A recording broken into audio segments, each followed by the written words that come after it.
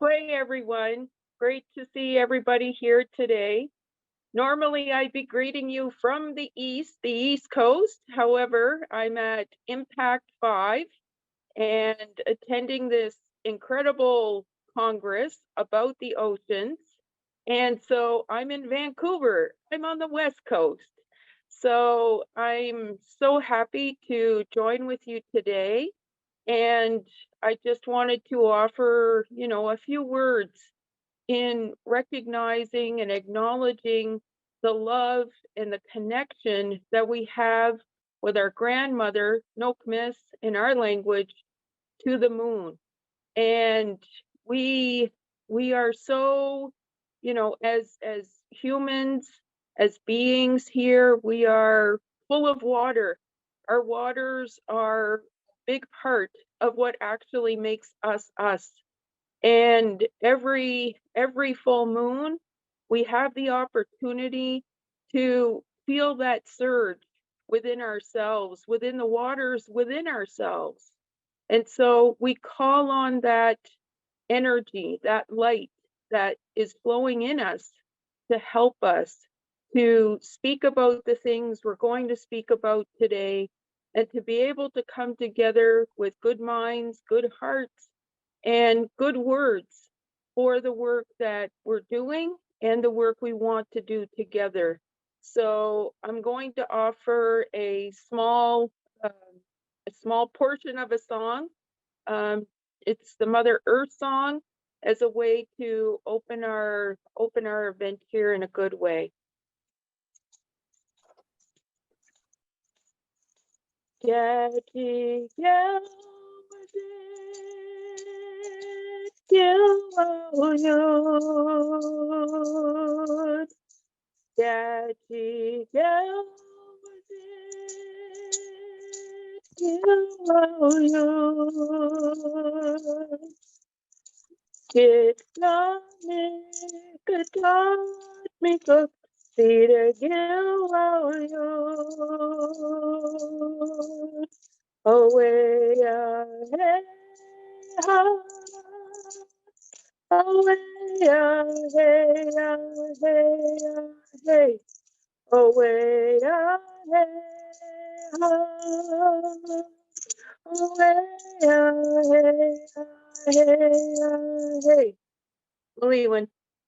Lewan, thank you, Patricia, for opening us in such a great way.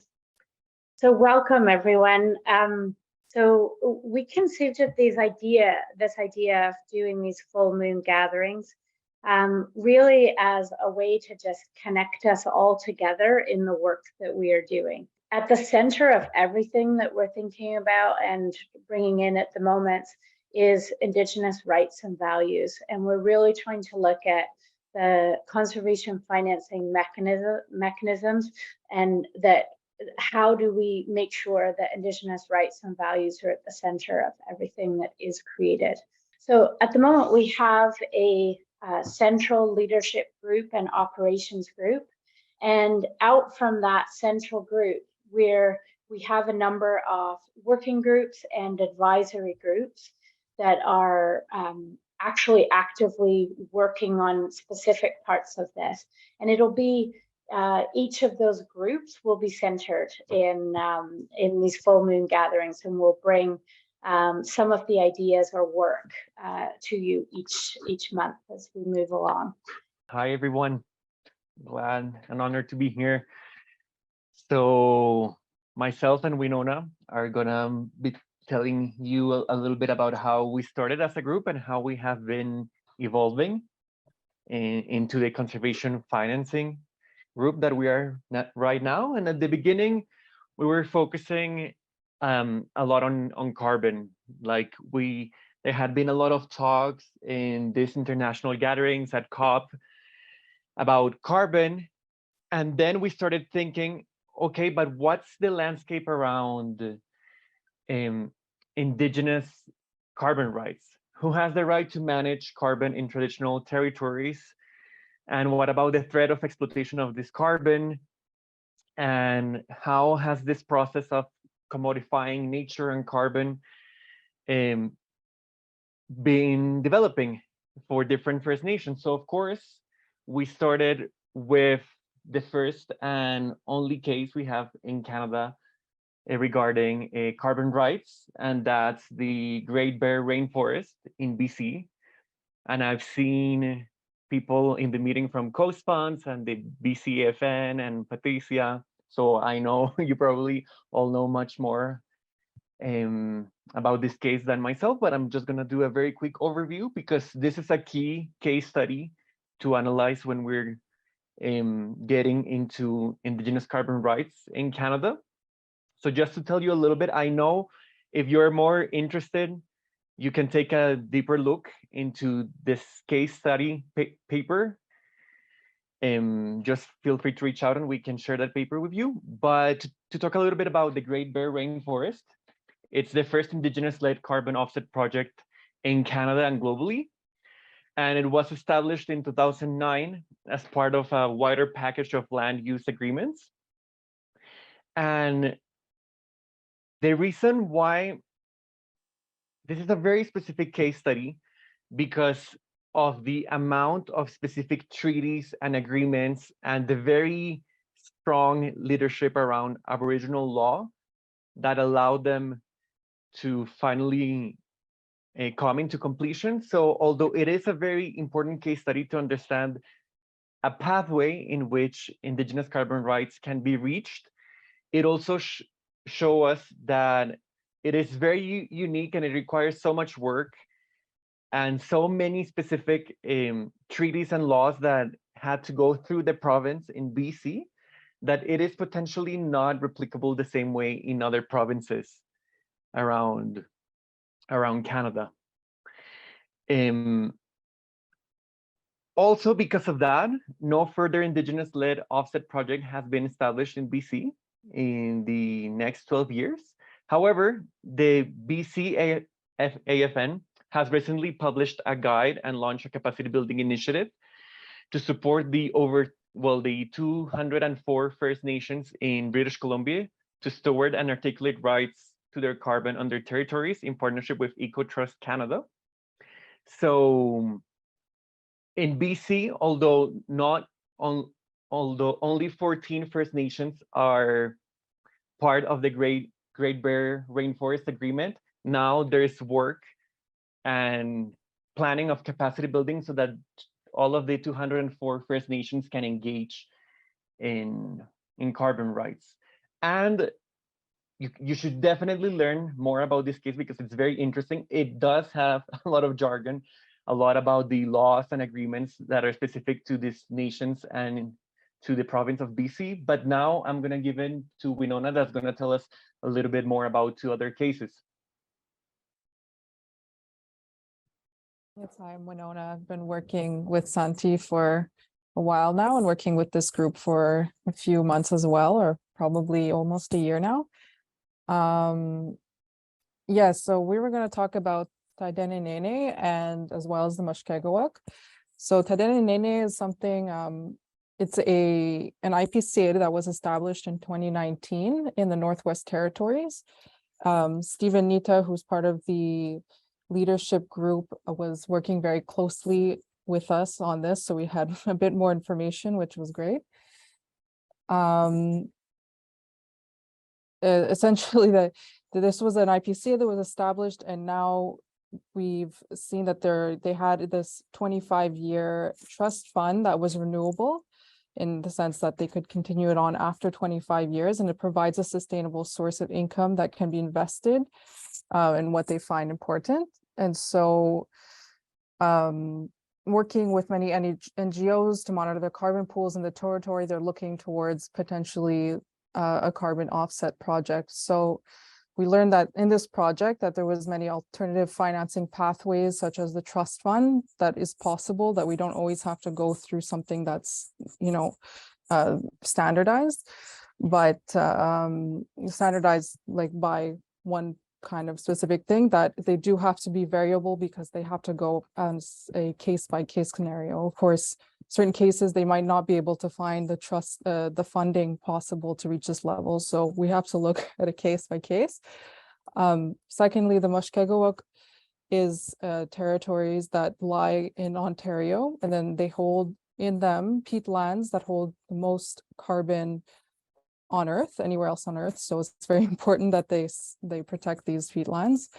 The Mushkegowuk First Nations have spearheaded actions for carbon monitoring in their land, and the planned mining developments within the Ring of Fire. That area also presents a risk to the carbon that's stored in that peatlands, which gives them an opportunity to start a carbon offsetting project if they wanted to. There's also other things such as the federal greenhouse gas offset system that will be like a national framework that could potentially go into this project if they wanted to. So that's it, what we're looking at, that there's many interesting avenues for different projects to go whichever way they choose. And to add a little bit more to that, thank you, Winona. And you're right, thank you about the Chikemas Community Forest. That's also another Indigenous-led carbon initiative in BC. But one of the lessons we learned by studying these cases was that although it is the work being done in BC around Indigenous-led carbon rights, we can learn a lot from it. There's also a way in which we can stack other pieces into that carbon sphere. So not only focusing carbon, but conservation and the protection of biodiversity can go hand in hand with the resurgence of Indigenous self-determination. So with that in mind, we came together as a group and we thought how we could envision solutions and how could we make possible an Indigenous-led conservation economy. And that's when we realized that that requires collaborative work, knowledge mobilization, and dialogue. And that's why the RAD Network is growing an ethical space and a 2IC framework to convene this dialogue with a commitment to reciprocity, care, and relationality with Indigenous peoples. So to introduce a little bit more about our group, I guess I'll start since I'm talking. So my name is Santiago. You can also call me Santi. I am a project manager for Future Earth. And I'm originally, I have a mixed background. I am of Spanish, Lebanese, and Indigenous Colombian descent. And especially, I'm really interested in learning a lot from Indigenous-led conservation initiatives in Canada, and especially seeing how we can bridge that and how we can facilitate that knowledge exchange with the Global South. I'm originally from the Global South, and I've worked with Indigenous leaders and chiefs back home for many years, and I have been able to present some of them to the leadership here. Patricia met one of them at COP, and I just want to see how we can keep this dialogue between the North and the South going and contribute most to it. And I'll pass it on to Winona to introduce herself. Yes, so Winona, as I said, I work with Santi as a research assistant for Future Earth and Sustainability in the Digital Age. I personally am still a student and undergrad in Environment and Sustainability at Concordia in Montreal. Personally, my family heritage comes from a big mix of different things. My grandfather on my mother's side was from Trinidad, and my grandmother on my mother's side was Cree Métis from Cumberland House, Saskatchewan.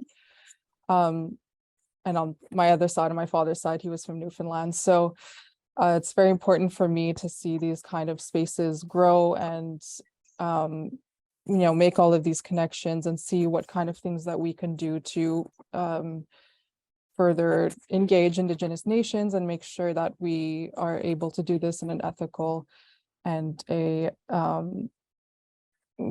good space. So I'll pass it on to, just give me a second. I'm not sure who to pass it on to. I Can think pass it's it on going to to you? Kim now.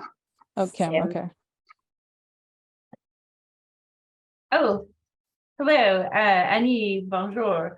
My name is Kim Neal, and I've been helping to coordinate the Conservation Finance Pathways working group that has formed out of the RAD Network. I also participated in the Leadership Circle, and just have generally been like immersing myself in this work. What pays my bills on a day-to-day is that I work with communities, Indigenous and non-Indigenous, from coast to coast, with a not-for-profit called the Natural Asset Initiative. And we help communities build natural asset inventories, management plans, and valuations to value ecosystem services and all of the co-benefits that those ecosystem services provide in communities, including carbon, by the way, which is like it for me wrapped up in this greater valuations that we conduct with communities across Turtle Island. And so personally, my family and my grandmother and grandfather on my mother's side are Métis and Anishinaabe from the Nipissing First Nation. I am currently residing on Mado-Missing, which is also known as the Great Spirit Island and also known as Manitoulin Island, the largest freshwater island in the world, and one of the only places in so-called Canada that has 50% Indigenous population. And so I work with a number of community organizations here to mobilize knowledge about climate change and try and push forward some of these ideas in my community. I think all three of these things for me personally must be maintain connection. The work in my community must be like sharing it in this space and sharing with others who are learning in their community about conservation finance is really important. Some other folks too that. Should we do a full circle of everybody here? Do we have enough time for that? I'm not quite sure. I think you've got it up on the screen there. So I think that you can just introduce people and then keep going.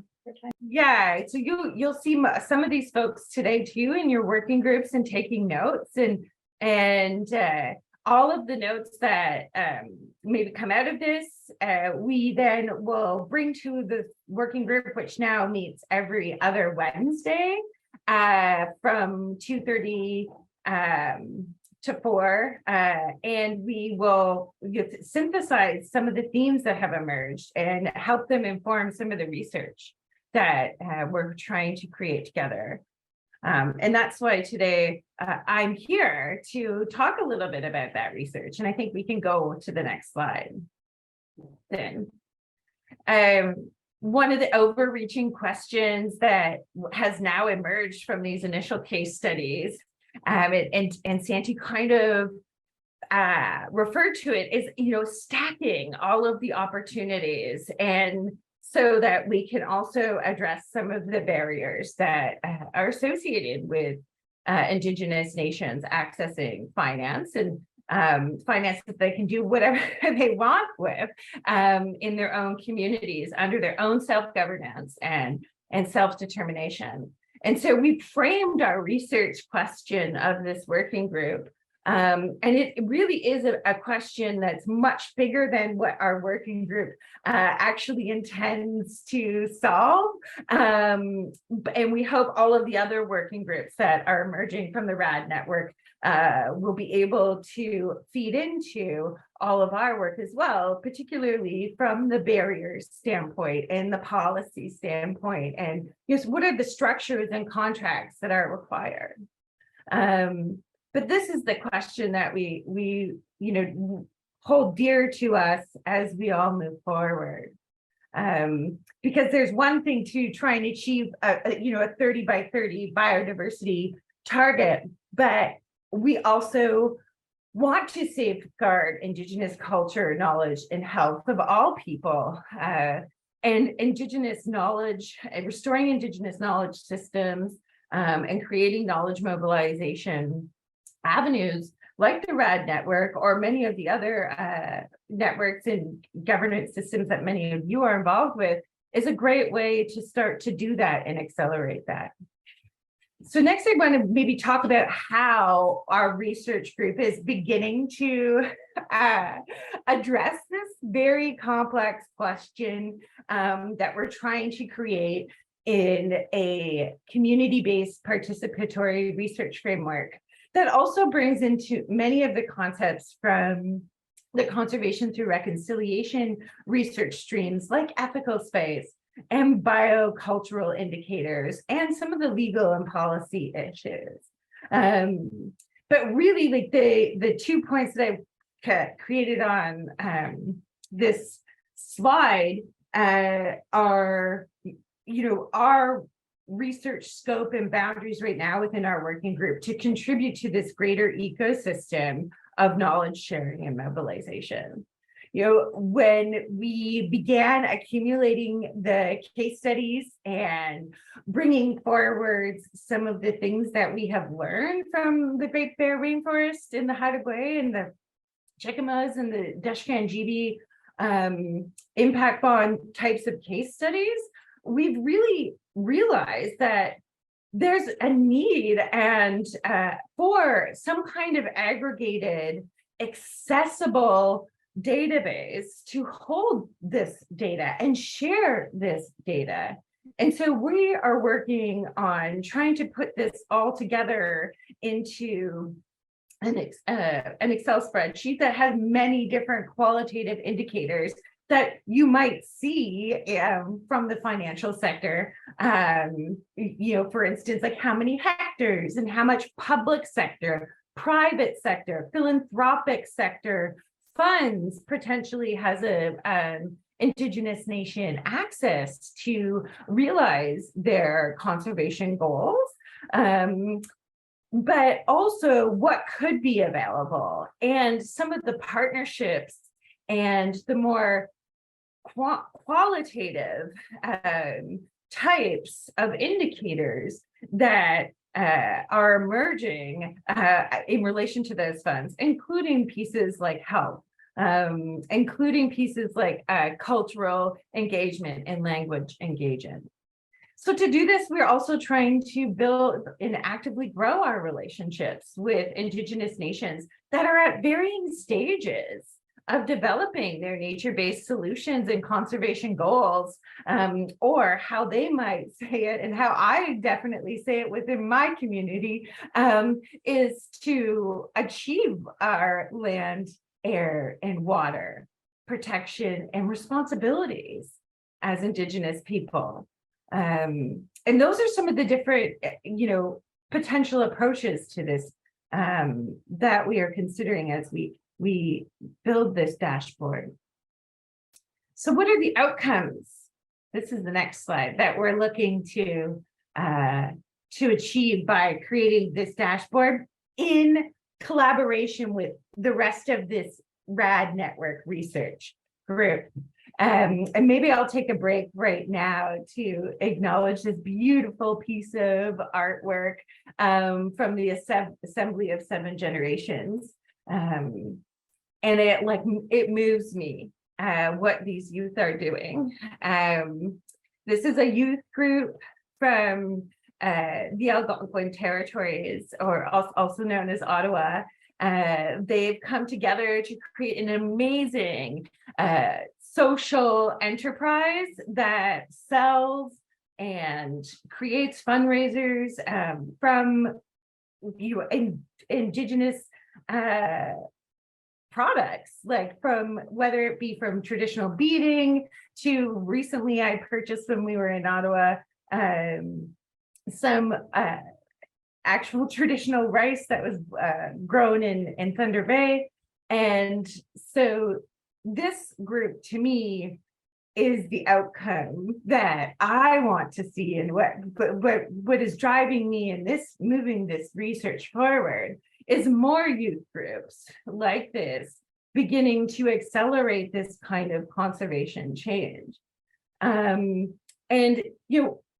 this initial dashboard that we are building together collaboratively, we are calling it a knowledge project, and we want it to create some clear pathways that many Indigenous nations at their various stages of planning to see what kind of pathways are available from carbon to natural resources, sustainable natural resources development, potentially, conservation might mean something very different to Indigenous nations. And it also includes regenerative agriculture and ecotourism.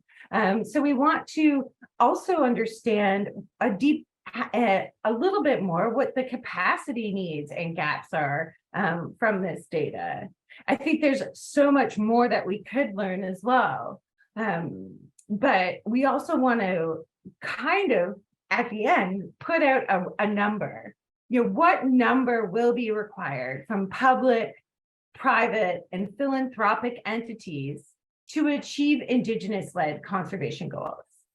And then what number might be required also to achieve our 30 by 30 biodiversity goals? And what areas are aligned so that we can move forward in a good way and understand how to apply to wide seeing as we do. So that's kind of just an idea of like the outcomes we're looking to achieve, but also in collaboration.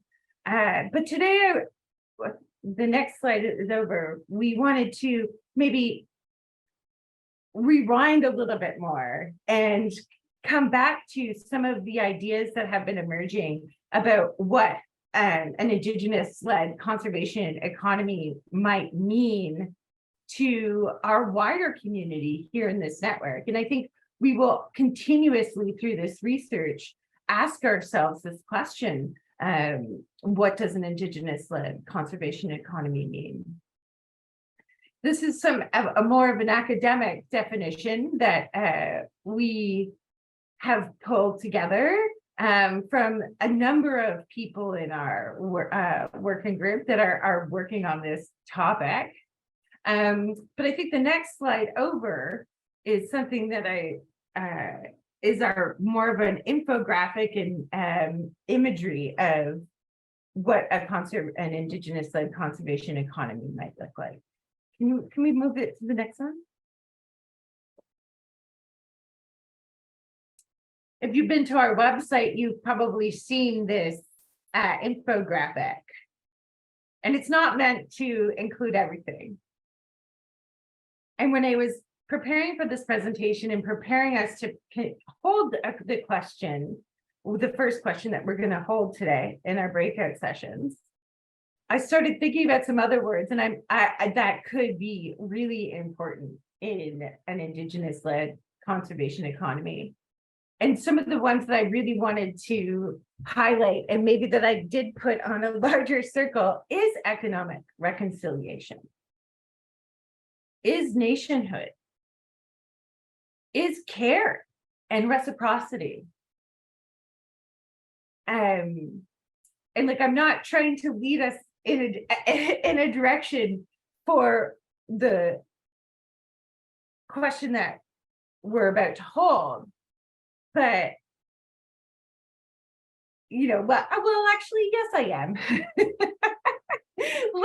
Let me be clear. I am trying to lead this because all of these topics have emerged in our collaborative discussions so far. And what we're really trying to figure out now is, how do they all fit in? Where do they fit in? How can they be held in equity? How can we begin to start addressing power inequities? Why can't the province or the federal government or potentially environmental NGOs that hold vast amounts of land make their plans to pursue economic reconciliation with nations? Why can't we do more co-managed sites? these are some of the things that, you know, are questions that come up every time I consider what an Indigenous-led conservation economy might mean to me. And this is really the question that we're going to start off with today in our breakout rooms, is what does it mean to you? And what does it mean to your communities that you're working with, and or that you might be supporting from a funding perspective?